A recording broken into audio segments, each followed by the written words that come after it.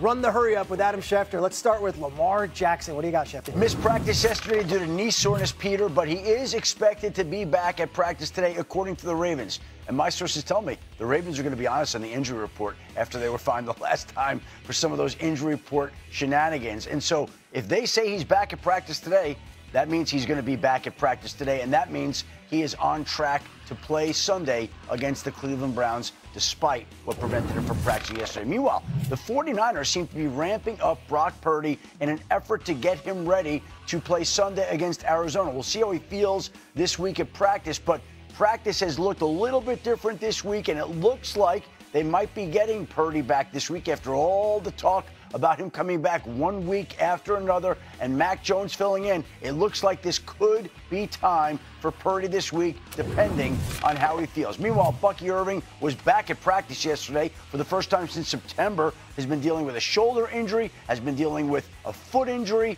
has been dealing with a whole bunch. Again, they have to get back Bucky Irving and Chris Godwin to ramp them up. Still think it's aggressive to think that either player might be playing Sunday in Buffalo against the Bills, but the fact that they're back at practice is an encouraging sign right now for Tampa Bay. All right, I'll be honest. Some weeks in the NFL, it's just a complete dog slate. This one is an embarrassment of riches. We also have Buffalo, Tampa Bay. How many good games are there this weekend? Beautiful. Yeah. Two 6-3 teams, but they're going in a little bit different directions. You see, Tampa Bay leads the NFC South by a game and a half, while Buffalo is trailing the Patriots by a game and a half and could trail by 2 full games if New England beats the Jets tonight.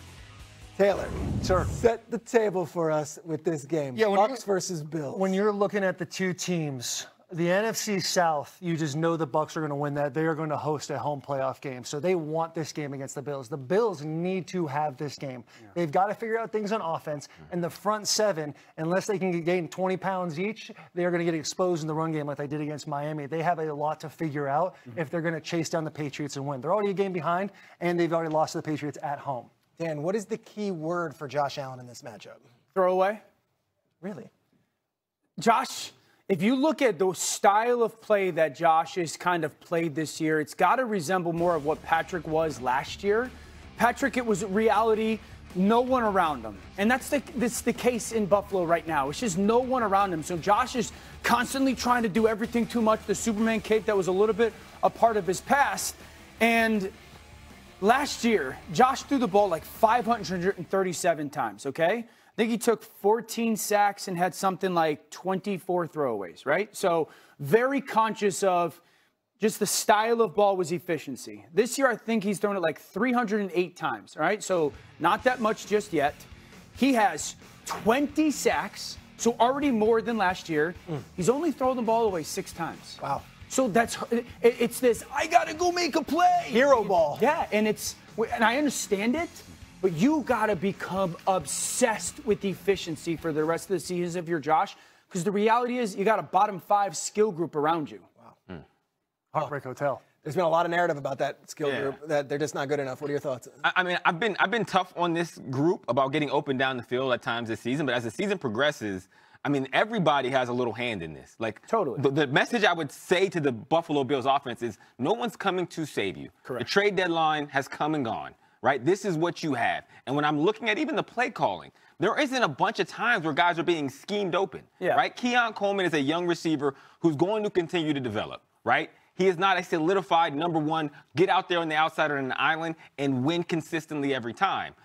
With no Dalton Kincaid, no Kincaid is enormous. And even for Josh Allen, like, he's holding the ball more this year than he has in a very long time. And that, to me, points to, you know, a lack of trust in the concept and guys becoming open, a belief that this play is going to be executed with success. He held the ball last game 3.53 seconds on average per play, the most he has since he was a rookie. 3.53 seconds per play. Average time to throw. The longest since he's been a rookie. Think about that, right? And so for this Buffalo Bills team, yes, Josh Allen. Is that on him or the receivers? It's on a little bit of everybody. Because he can't play risk-averse either. Because that's the thing about Josh Allen. And last year, that was the jump. We loved it. He became the MVP because he was a little more, to your point, cautious with the ball. And now you're in a situation where you might not have the same firepower. The situation is different. Like, you're going to have to take some risks to get a bigger reward because that's the only way. Yeah, right now I would say frustration equals too fast. I mean, Josh has just played frustrated for the majority of the season, and it's a frustration because there's just not a lot of people getting open. There's no question about it, and coming off of an MVP season. So at times, Hawk, it's interesting for you to say, like, he's holding on to the football, because there's multiple times where I sit there and say, he's just playing so fast. Like, if you waited a fraction of a second, that guy actually does get open, and you can get to 2nd and 3 right there. And then it's like, I'm holding it because no one else is open, you know, and it's very discombobulated right now. It's one and the same, though, like, weirdly, because to your point, it's like he's looking for an outlet. He's looking for anything at times that feels positive. Right. And if it's not there, he's just holding because he doesn't want it to be a mistake. Yes, absolutely. Staying in the AFC East, let's play a game that we call More or Less, and it's brought to you by ESPN Bet Sportsbook. All right, let's go through these. 234.5 passing yards for Drake May tonight against the Jets.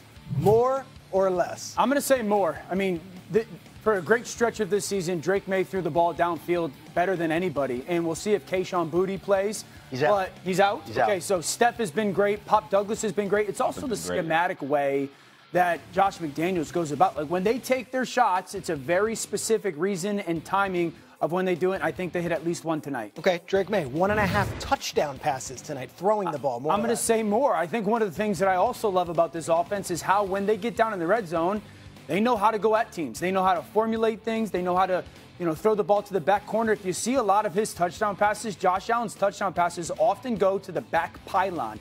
Watch for that tonight against the Jets, and the placement that he trusts his guys to go make the play is absolutely sensational. I think it goes more. All right, Dan, last one. 12.5 rushing yards for May. His longest rush. Can you go 12.5 yards? That longest individual run, 12.5, I'm saying less. I think that because of the way the matchups are for this team, they don't have to rely on his legs a ton tonight. And this is a defensive line for the Jets that's still okay. Will McDonald coming off of, I think, 4 sacks last week.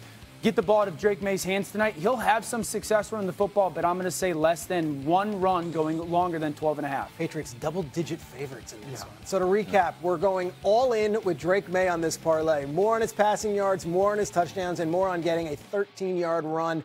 If you like these plays, we've parlayed them together on the ESPN Bet Sportsbook app. Look for More or Less featured parlay on the homepage and in the Parlay Lounge.